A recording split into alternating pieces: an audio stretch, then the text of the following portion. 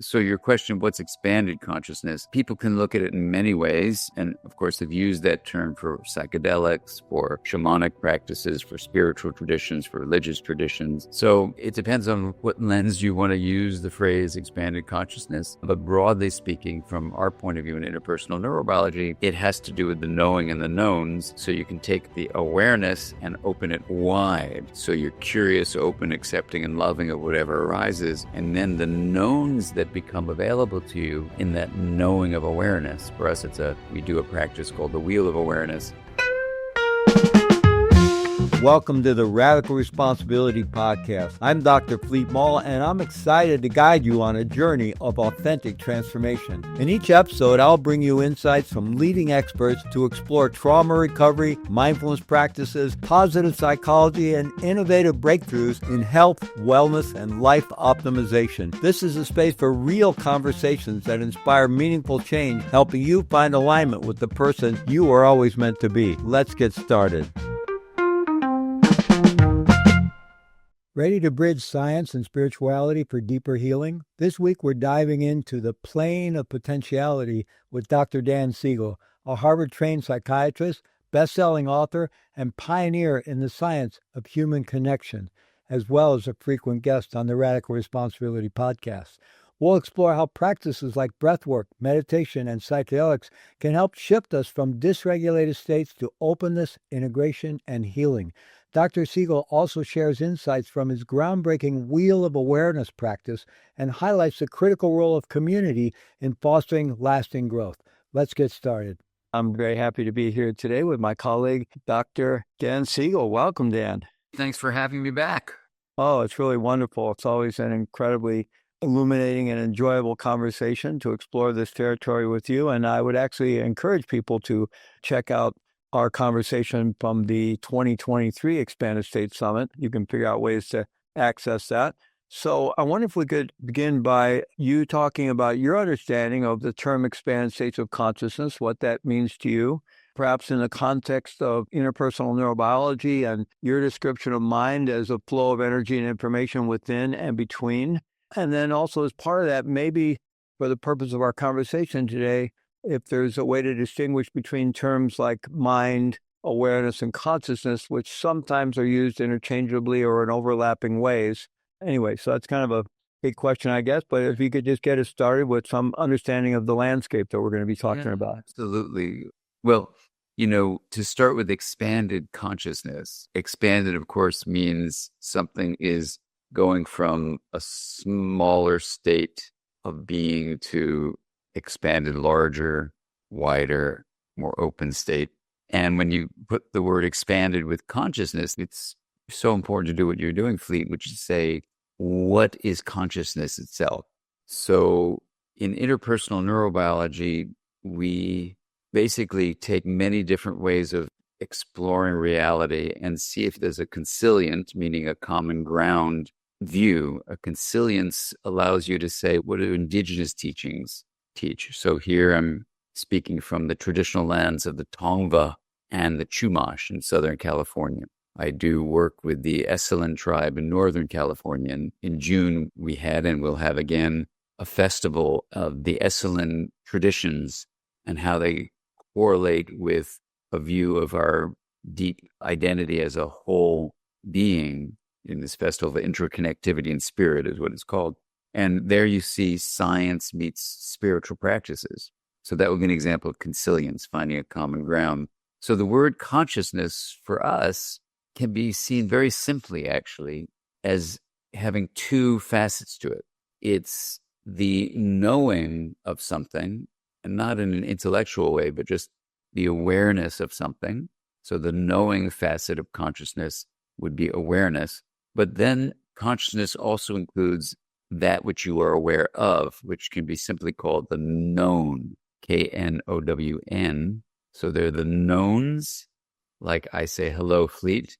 And there's the knowing, you're aware that I said hello, Fleet. So consciousness would be the broad term for the knowing and the known. Awareness would be the knowing. The knowns could be anything from perceptions like hearing, seeing, smelling, tasting, touching, those basic sensations. perception of the interior of the body called interoception or body sensations. It could include your thoughts, your feelings, your memories, your attitudes, your beliefs, even your identity. And it could include the perception of our deep web of connectivity. You could experience it as interconnected, like you're there, I'm here, and we have a connection to each other. And you can also experience it as intra-connected. There's a wholeness in Fleet and Dan's bodies being an expression of a larger whole, which is different from interconnected, but related, of course, because you could say, I'm going to alter my identity lens to say, I'm a person in a Dan body. You could alter it and say, I'm a person in a Fleet body, but we could widen that identity lens to say, wow, there is this emergence, kind of like the forest Handopopulus in Utah, where there's 48,000 seemingly separate quaking aspirin trunks. But when you measure the DNA, you find out it's the same tree. You look beneath the soil about 6 inches, it's one root ball. So it's one of the oldest and largest living beings on Earth, this Pandopopulus grove of one tree. So from the outside, things can look separate, but when you actually look in the essence, it's one thing. So that's intra-connectivity. So consciousness could allow you, when it's expanded, to alter this lens of identity. And so your question, what's expanded consciousness? People can look at it in many ways. And of course, have used that term for psychedelics, for shamanic practices, for spiritual traditions, for religious traditions, even expanding consciousness as a form of adult development, can be looked at in Kagan's view. So it depends on what lens you want to use the phrase expanded consciousness. But broadly speaking, from our point of view in interpersonal neurobiology, it has to do with the knowing and the knowns. So you can take the awareness and open it wide. So you're curious, open, accepting, and loving of whatever arises.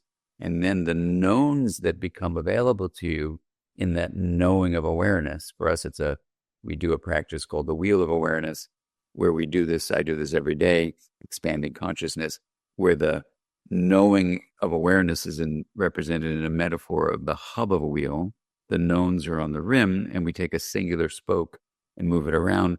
And after doing this with many people, the experience they get has been compared to taking psychedelics. Even though it's just a 25-minute meditation, they get this expanded sense of reality, expanded sense of identity, expanded sense of consciousness. And there's this relief from all sorts of things, anxiety, mild to moderate depression, fear of death, that comes with tapping into this pure awareness of the hub. So for me, the word expanded consciousness from these practices of the wheel, that so many people have done, seems to be related to the ability to access pure awareness.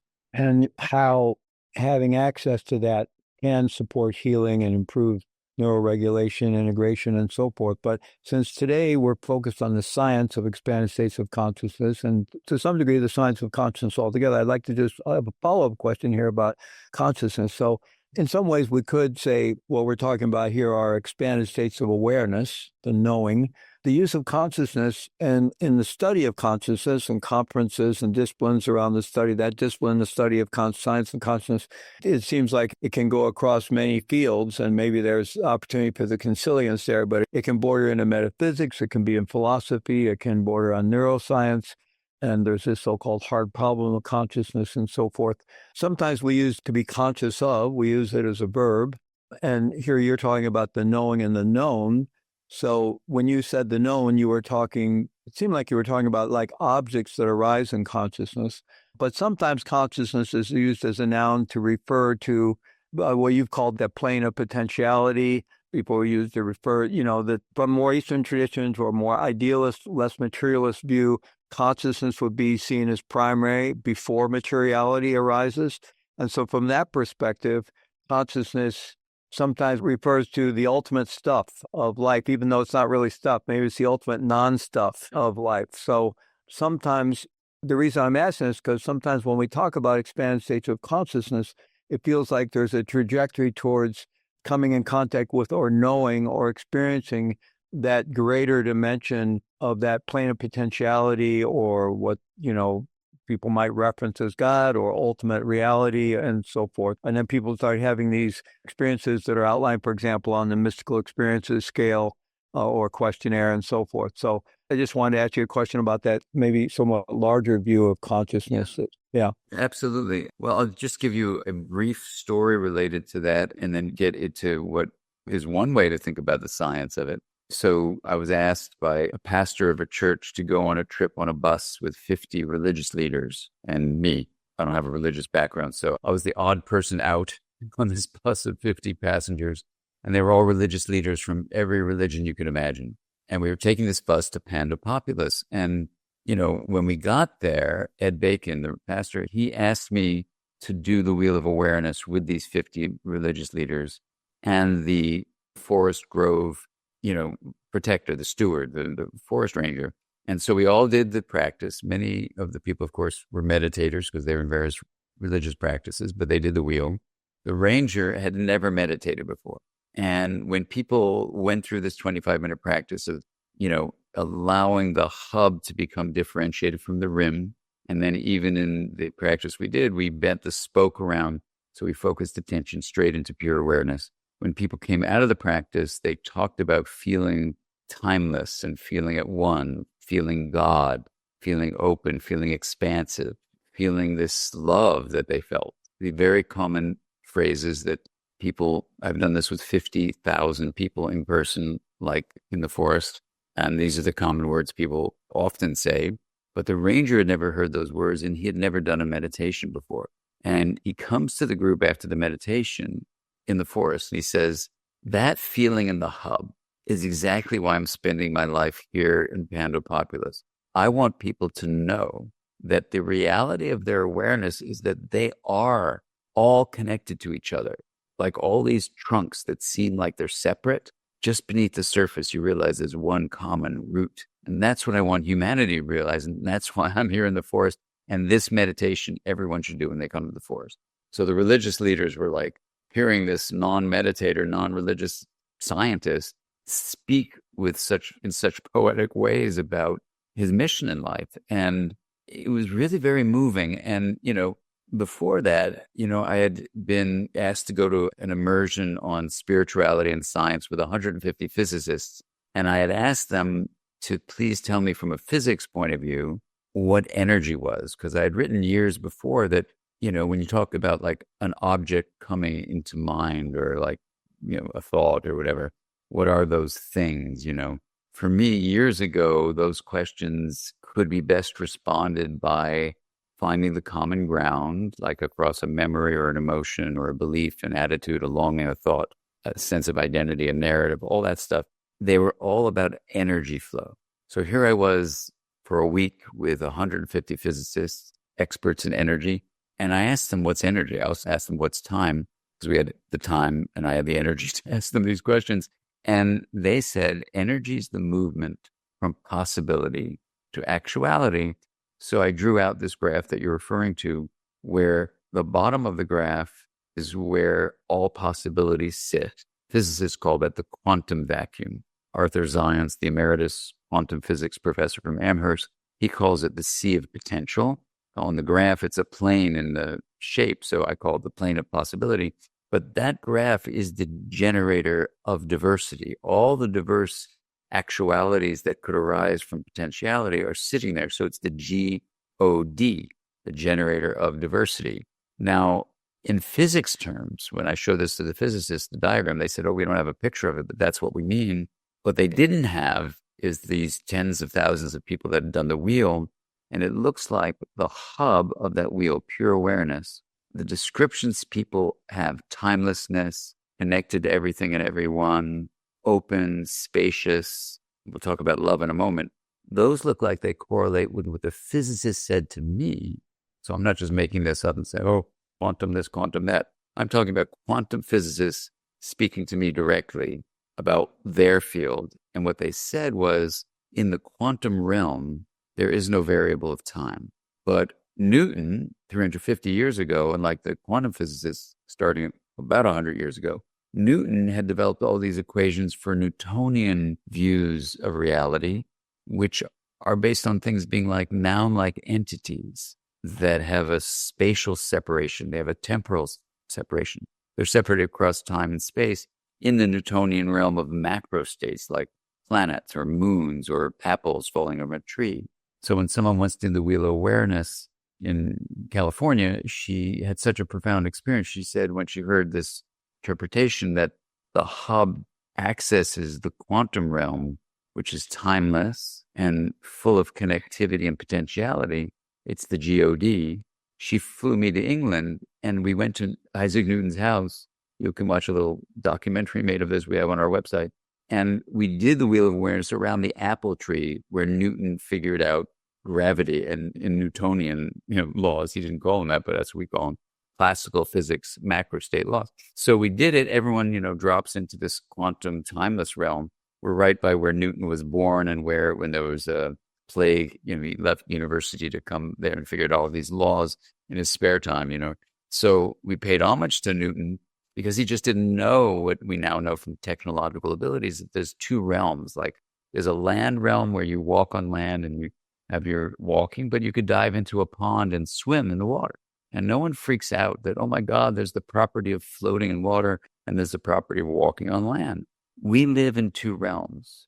Underneath, the quantum is there, underneath even the Newtonian, but we see it more grossly in the Newtonian macrostate world of things seeming like they're separate. And if you go to a traffic light, do stop your Newtonian car at the intersection so you don't become one with everything. I mean, there are ways where we want to navigate this body we live in.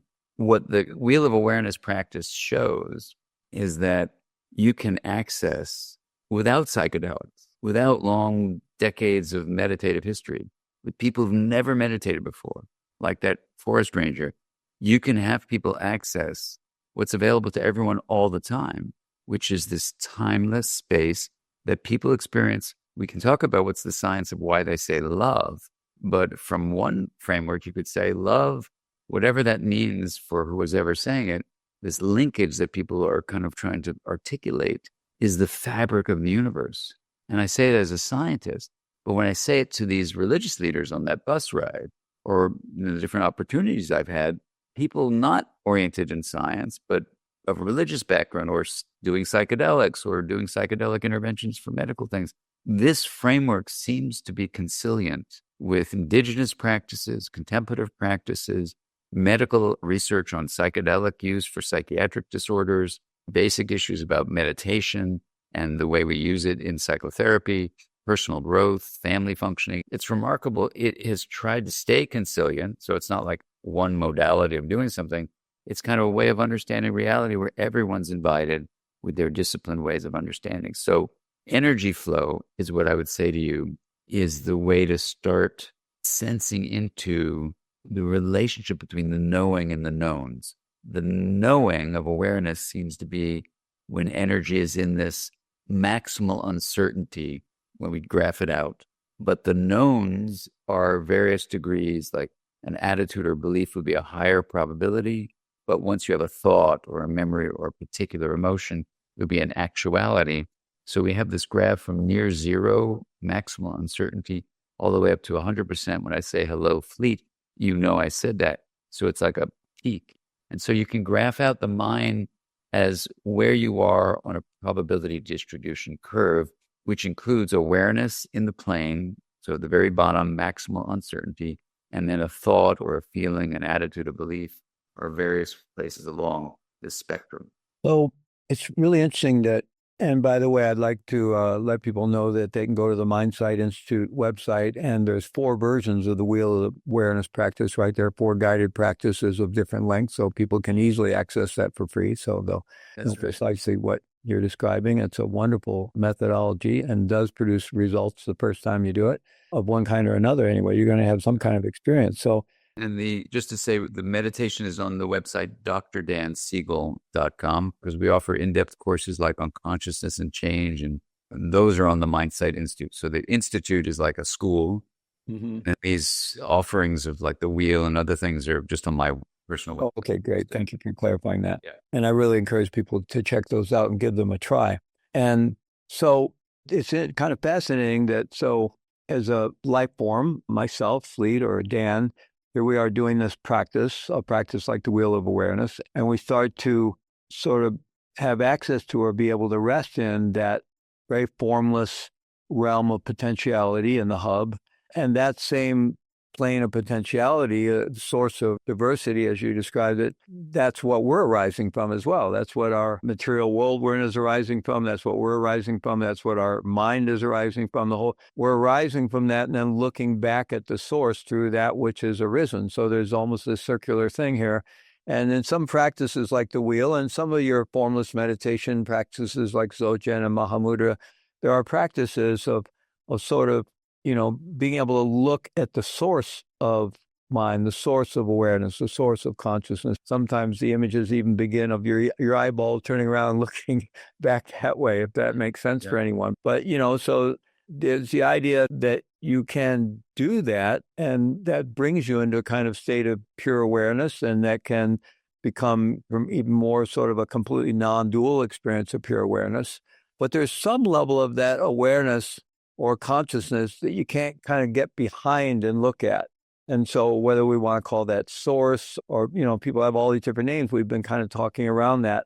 But that's just a very interesting landscape to understand it. But then from there, I would like to talk about how having greater access to that, more contact with that, can then support various forms of healing. But I don't know if you have anything more to say about this sense of it's this something that has arisen from that plane of potentiality or possibility is now looking back and experiencing that same plane of possibility.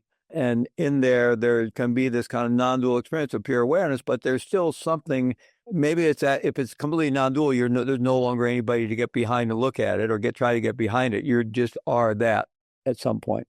Exactly. It's so beautiful what you're saying, Fleet. And I just want to pause and just soak in the beauty of what you're saying. Your view of it is so magnificent and gives us a window into, I think, how to come together as a human family, because on so many levels, for example, we separate science from spirituality, which, as my dear friend John O'Donohue used to say, is a division that never should have happened, a divorce that never should have been completed. And finding a way of mending that false division is essential for the future of not just humanity, but life on Earth.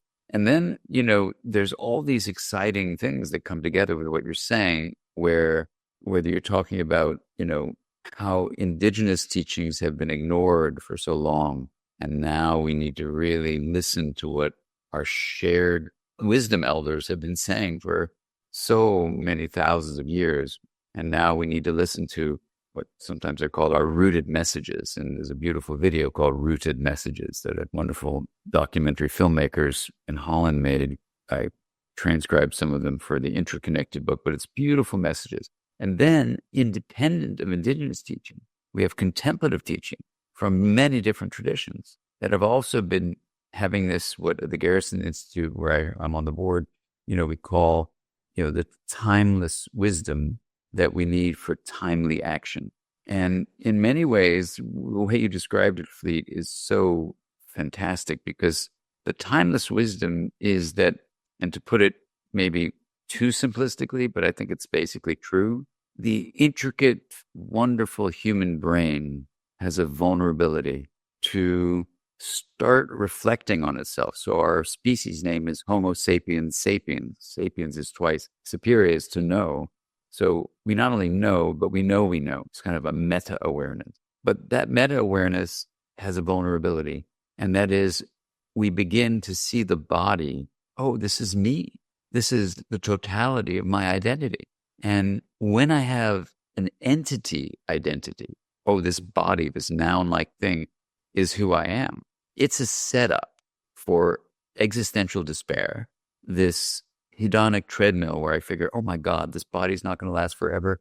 I better get as many toys as I can. I better have as much hedonic pleasure, exciting this, exciting that. And then no matter what I do, I can't get enough stuff, and I can't stop the clock of time where this body, it's only about a century to live. Now, I know people are freeze-drying themselves and trying to clone themselves and all sorts of things, but that's this desperate attempt to not realize this larger view, which has to deal directly with the vulnerability of saying, who I am is just this body. Let's call that the solo self. So the timeless wisdom of indigenous teachings and contemplative teachings, in my view, is to say, humanity, be very careful. You have a vulnerability to have mistaken identity as a solo self, the self only defined by the body or bodies like yours. So when we look at energy from this plane of possibility moving into probabilities up into actualities, those actualities come from these, what I call plateaus of belief that say, I'm separate. And then you live an entire life from that plateau, which is like a filter, selecting which things can arise. And then you're busy with all these peaks. Let me get this. Let me get that. Let me get this. Let me get that. Oh, I'm not happy. I better get more. And the greed and the dissatisfaction that emerge from that plateau of the mistaken identity of the solo self are not only creating individual despair and the loneliness we see, the polarization we see, the racism we see, but even climate destruction. Because if you realize the planet is our body, you wouldn't build factories that destroy your body if you knew it was your body. So when you're out in nature, when you do a meditation like the Wheel of Awareness or all the other meditations you can do, or the general finding when people prove with psychedelic use in these research studies, the general finding of what's the marker that's going to say this person is going to positively respond, which many do, to trauma, anxiety, mild to moderate depression, the panic of facing death. Those are the main things that we are researching. It's always is the sense of self expanded from the private solo individual self to a larger expanded identity, which to me is what comes to mind when you talk about expanded consciousness. So the way it all fits together from this energy point of view is you've gone beneath the prison of a constructed plateau, constructed because of the vulnerability of the human brain, constructed because modern culture keeps on giving you messages of that mistaken identity, not in contemplative cultures, not in indigenous cultures. And they have their own issues. So I'm not like trying to idealize them, but that message of timeless wisdom is shared amongst all of them. But in modern culture, no, it's all about me, me, me, me, me, or the plural me, which is, this me who are like me, we in a negative kind of way. So I use the term we, meaning you want to be both a me and realize this larger relational connection with all humanity, not just people who look like you, and all of nature, not just the human species. So, when you look at, for example, the cutting edge research on psychedelics, when the researchers speak to me about it, I say, well, what's your mechanism of action? They go, oh, well, we think it's this expanded identity. I said, okay, well, why does that help? But we don't know why exactly. I said, well, here's maybe why. And I show them the graph of, this plane of possibility and the plateaus. And I say very quickly, which is the amazing thing about these studies, 1, 2, 3 trials, and it seems to have a lasting effect. When people are brought to the plane of possibility, which the psychedelics seem to do, instead of making the brain do stuff, it's almost like it relaxes the brain's what's called the default mode, which are these plateaus of a separate identity. And then what happens is people access that plane. When we do it in the Wheel of Awareness practice without psychedelics, people say, oh my God, I'm stoned on psychedelics, but they didn't take anything.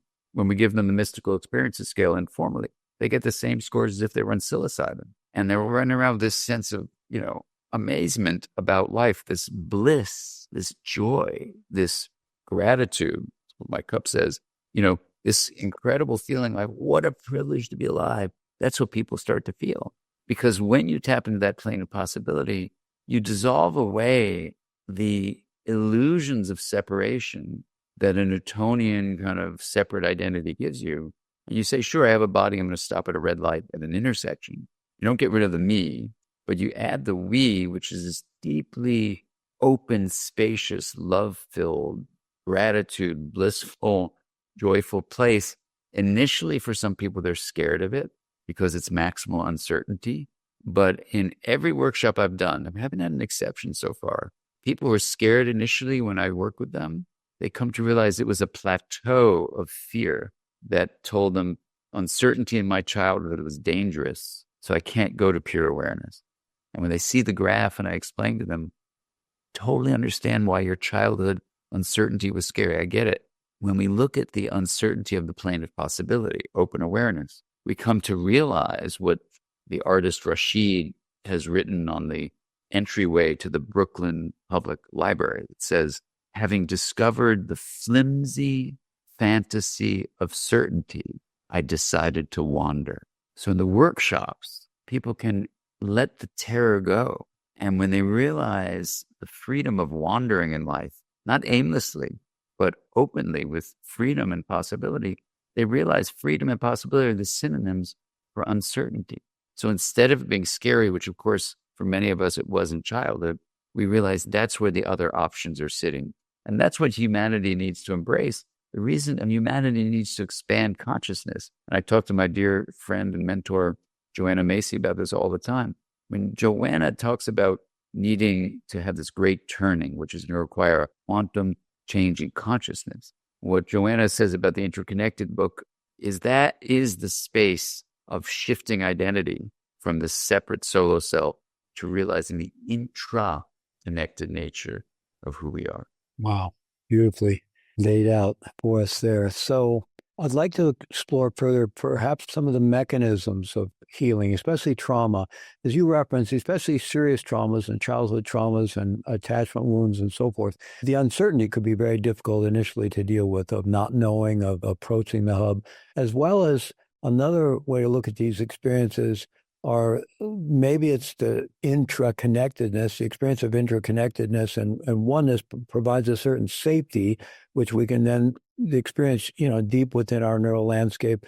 But even for some people who have experienced serious trauma, that safety itself can be triggering, because if I allow myself to feel that safe, now I'm potentially vulnerable because I was violated another time when I was supposed to be safe or something.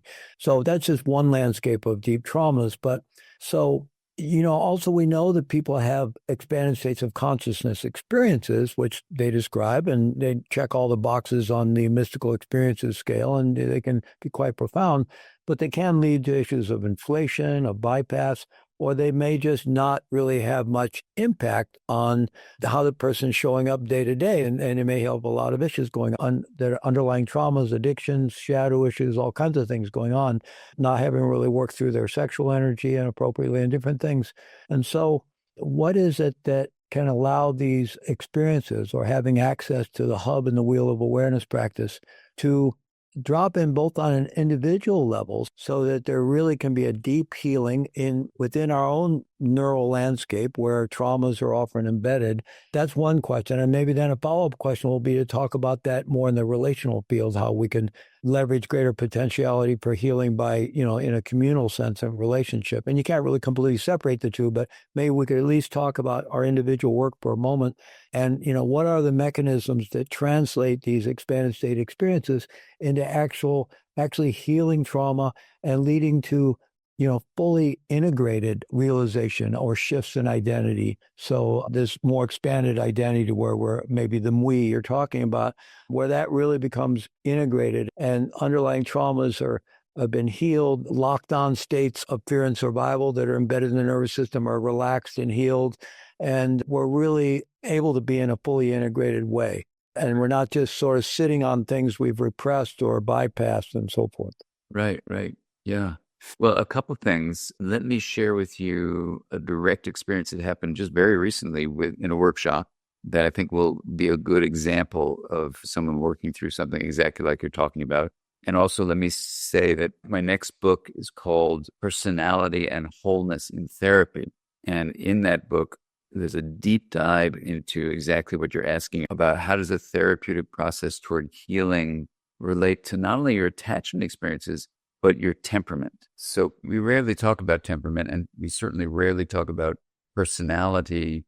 We talk about personality disorder, but personality and how trauma impacts people very differently depending on their temperament. So in this book, which I've been working with 4 colleagues on for basically 20 years, and it's finally done. I'm literally doing the copy edits on it, so it'll be out very soon. The response to your question would take us through kind of a deep dive through these different ways of understanding temperament. But rather than go into all those details, I'll just say that there are experiential things that happen, which I'll talk about in this example of the person from the retreat. And there's also this overlay of temperament, which is basically the innate propensities of a nervous system certainly before it had the human being had a lot of experiences. Of course, there are experiences in utero, but let's say it's what we're born with, inborn. So that would be a fun, maybe next year we can have a whole thing on that, because that's a whole hour unto itself to talk about it.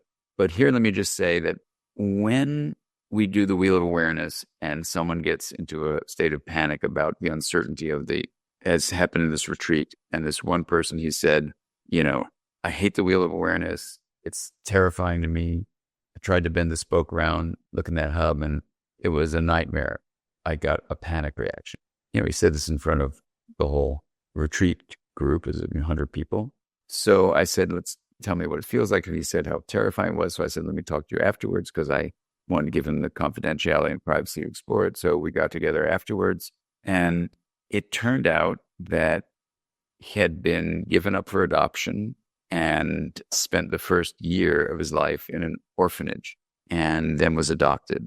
And he had never heard about the difference between implicit and explicit memory. He's in therapy, but his therapist, I guess, either wasn't familiar with it or didn't describe it to him, or he didn't remember it. I explained to him that, we have these two layers of memory. Before 18 months of age, the region of the brain called the hippocampus has not developed enough, so it can't do the kind of integrative work it does to create what's called explicit memory, which is factual memory on the left, hippocampal areas, and autobiographical explicit memory on the right, which is the sense of self and time. So before 18 months, and even in utero, what research suggests is that you are laying down only the deeper level of memory, which is called implicit memory. And that has bodily sensations, perceptions, emotions, behaviors, and all of that, these building blocks of implicit memory, can be summarized as schema or mental models. And they determine something called priming, which is you're getting yourself ready for what's going to happen next. So the key thing about implicit memory is it doesn't need the hippocampus for encoding. It doesn't even need attention for encoding. It just gets the neural firing patterns activated at the time of an experience, strengthen the connections, and it's stored in implicit memory throughout the brain, not involving the hippocampus. Here's the key thing. Those stored representations, say for this young boy, when he was in the orphanage, of terror that he's abandoned, that there's no one taking care of him. It was a big orphanage without many caregivers. So that he would have a feeling of being forlorn, of uncertainty being dangerous, that the innate needs we have as mammals to have an attachment figure care for us was not fulfilled. So uncertainty for that young child before he got adopted at 1 would have been filled with terror at uncertainty. When implicit memory is retrieved, when it's pure, it isn't tagged as I am remembering something. It just fills you with the here and now experience as if it's happening like it happened back then. So I'm saying this to this retreat member, and his eyes get really big. He leans forward. He goes, say that again? I said, it's very possible that when we did the wheel of awareness and the experience of uncertainty, when you got to that hub, started to emerge, it would be directly triggering the association of uncertainty with what happened to you in that first year of your life that you wouldn't have explicit memory about. You now know the fact you were in an orphanage, but you wouldn't have access. It would come back to you as a 1-year-old or less than 1 being terrified. And now he starts to cry. And I'm just sitting there with him. I'm giving him the opportunity to have the adult awareness, the adult knowledge, the adult insight, hold space, in part because we have a retreat full of people doing the wheel of awareness and this feeling of love in the room. And in part because I'm there with him and I'm a therapist, but all those factors are there. But community healing is incredibly important. And so I said, let's just sit with that. And you can sense, I say to him, that you have an adult who actually can reach out to that implicit infant in you that we all have, that for you, uncertainty was really dangerous. And now he's really crying. And I said, so just imagine how you can give space so that the hub is not where terror is. It's the memory of being in that orphanage, and that uncertainty equals terror. And he started to rework it. And I checked with him throughout the rest of the week. it was a completely different week for him. He could do the wheel practice. He could now start to use what's called focal attention on the terror, using his hippocampal activation. When he focuses attention on that, he could name it to frame it as that's a terror of my implicit memory of being in an orphanage. And then he could begin to care for that implicit infant inside him and grow that infant up and let the infant know that the plane of possibility, which is, I think, the scientific way of understanding what that hub in the metaphor of the wheel practice is really about, that's where his other options are. And he was like floating with freedom. And it reminded me of what another retreat member once said, similar thing. She did the wheel. She takes the microphone and she says, the wheel killed me. I'm dead. Asked her what it felt like to be dead. And she said she was disconnected, numb. There was no hope. It was all over. She had a very similar kind of different kind of trauma, but similar kind of reaction to the hub of the wheel. I showed her the graph. This is all in front of 150 people. This is one of the workshops we did at Esalen. And in listening to other people, in being in that community, in the same session where she was freaking out, at the end of the group discussion, I said, can we check back in with you before we take a break for dinner? She says, sure. She has this huge smile on her face. This is all within, this is in front of 150 people. I'm not like making this up. And I said, can you tell us how you're doing? And she points to her face. She goes, the wheel of awareness took me to pieces. And she gets that big smile on her face again. She goes, and now I'm at peace. And this is why I happen to be in Costa Rica with two of the principal investigators of this study that either was published last week or going to be published next week. I don't know where it is, on MDMA and the treatment of trauma having these incredible effects. So I talked to both PIs, principal investigators of the study, independently. Like, what do you think is what's going on? And they said, somehow MDMA is giving people the space to let their emotions and their memories be there so they can work them. It doesn't do just, magic. It just gives them the space to hold it. So there's this concept, which I named years ago as the window of tolerance. What you could say from both retreat members at Esalen and this one we just did in Costa Rica, what you could say is opening awareness widens the window of tolerance. So you can hold in awareness, in this case, the implicit memory of being in an orphanage. Hold in awareness so it doesn't just freak you out and you have to run from it, understandably, because it's terrifying. Now you've widened the window so you stay in a coherent space, an integrative space, but you don't run from the terror. You hold the terror there, and it doesn't put you into chaos or rigidity. So that widening the window is done maybe because of the understanding of implicit memory, maybe because of my presence, the community, all these things together. The community can now help this person integrate. So both PIs of this study said, it isn't just take MDMA at a party and you're done. You've got to do the therapy. So it's MDMA-assisted therapy to help you do the work you need to do. And that's where I think these agents help. They melt away these plateaus that are often prisons for us, widen the window of tolerance, let us hold these important emotions and memories, understand that some of them are implicit only. When you then can hold them in awareness long enough, the hippocampus gets involved and allows these memories to be integrated, sometimes for the first time. And integrated literally means processing them into factual memory on the left hemisphere, autobiographical memory on the right. And then the next domain of integration, we work with 9 domains. The next domain is narrative, where you begin to tell the story of the child you that was in an orphanage, that used to be so terrified it couldn't let you do the wheel of awareness. And that's a historical fact that now has changed because you realize the terror is not about the hub. In fact, the hub is where freedom lies. The terror was about the orphanage, which was an actual terrifying experience for a baby to have no attachment figure. And then the adult person, cares for the child and grows the child up. There's a possibility of a whole reparenting process. So, yeah, I mean, it's really beautifully described and on a number of different dimensions.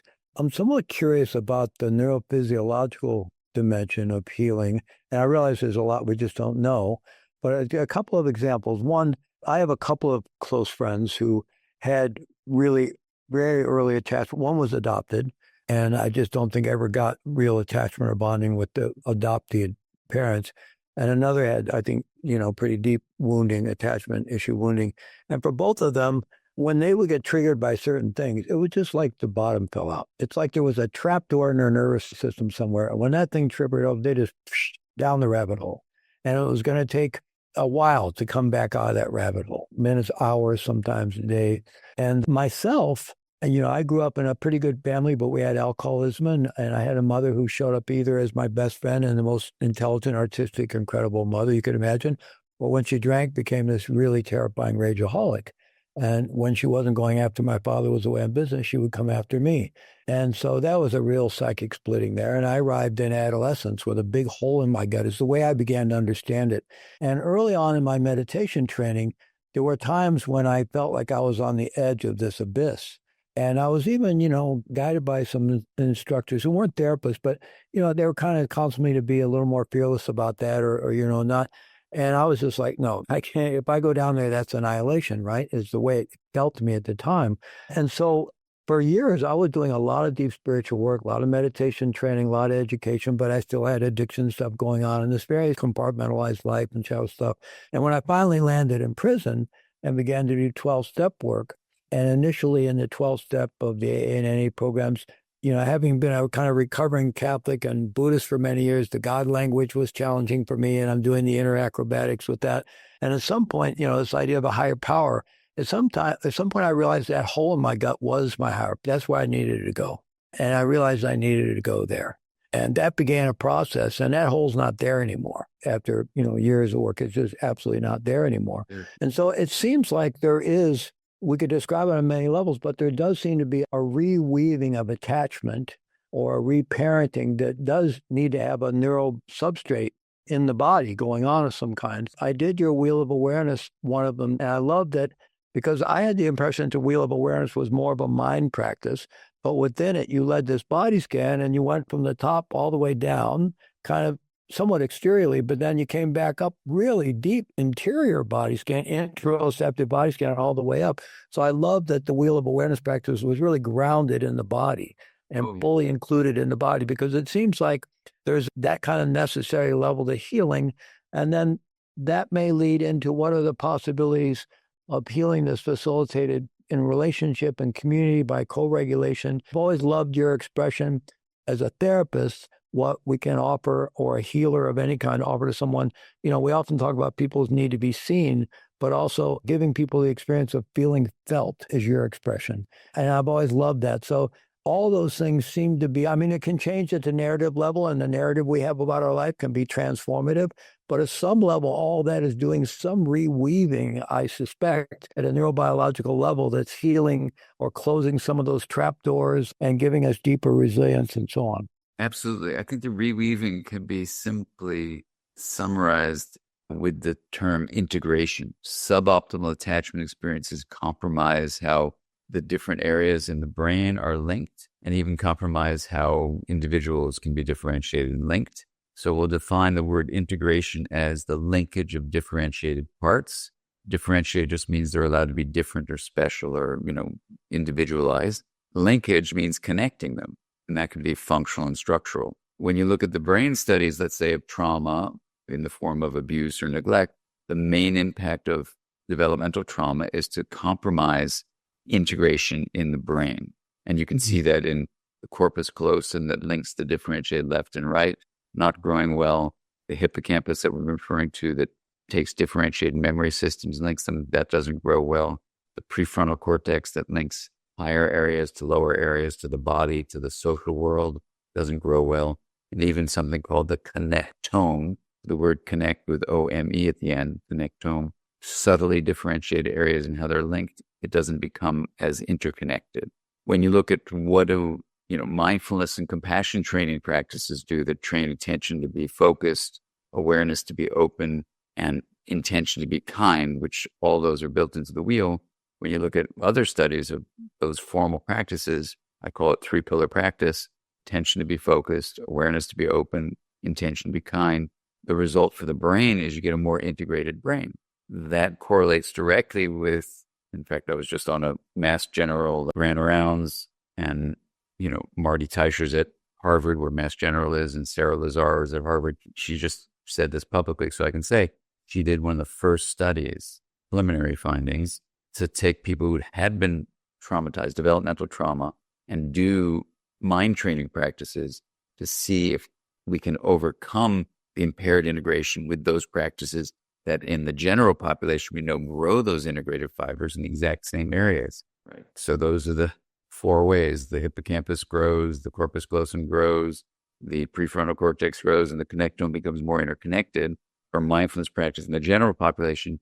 So Marty Teicher and Sarah Lazar did, as far as I know, the first study to take people with developmental trauma, teach them these practices, and they're finding positive results. The brain continues that neuroplasticity. So I was so excited to hear this just yesterday morning, and the reasoning behind it is well-being comes from integration, whether it's relational integration, so that attachment relationships that are loving and supportive are people differentiate, allowed, respect differences. And within that diversity, there's unity because of the connection. So relational integration, the sharing of energy and information flow, it's differentiated and linked. That's what I mean by integrated. It grows the integrated fibers in the brain. And if you look at the Smith et al. Paper in 2015, the best predictor of well-being across every measure they could find was how integrated your brain was. So all these findings I talk about in a graduate school textbook called The Developing Mind, you don't need to read it, but just know there's a huge amount of science that allows me to respond to you, Fleet, and say healing in trauma is integrative. This has been so illuminating, so helpful. And just maybe to summarize a little bit, it sounds like these expanded state experiences of all kinds, various sorts, can allow us to sort of lessen our attachment to the various plateaus of limited identity that we tend to get stuck on, and experience expanded senses of identity, more intraconnected kinds of identity, which increase interconnection, increase safety. And then through the process, in terms of healing trauma, this creates more of a safe space and a space in which that integration process can then happen. So the ideal interventions would be things that can facilitate and give people skills to be able to access, like your wheel of awareness practices, expanded states even on their own, perhaps without a psychedelic medicine. Not that the psychedelic medicine might not be a good place to start in therapy, but then the real key is the therapeutic work or the integration work or the personal integration work that over time increases that level of integration in the brain, which is the direct marker to well-being and resilience and so forth. Beautiful. Couldn't say it better. Exactly so. Yeah, may it be so. Well, thank you so much, Dan. Dr. Dan Siegel, author of so many best-selling books on mind and awareness and everything we've been talking about. And I do encourage people, if they have any tendencies towards being a wonk in any of these areas, to read The Developing Mind. I consider it my Bible and continue to read it. But thank you so much for being part of ours and for the illuminating conversation we had today. Thank you, Fleet. Always a pleasure. Absolutely. Be well, you too. Thank you for joining me on the Radical Responsibility Podcast. Remember, real change happens when we commit to our growth, face our challenges with compassion, and stay open to transformation. If you found this episode helpful, I encourage you to subscribe and help us spread the message of healing and personal empowerment. Stay grounded, stay present, and stay true to you. Take care.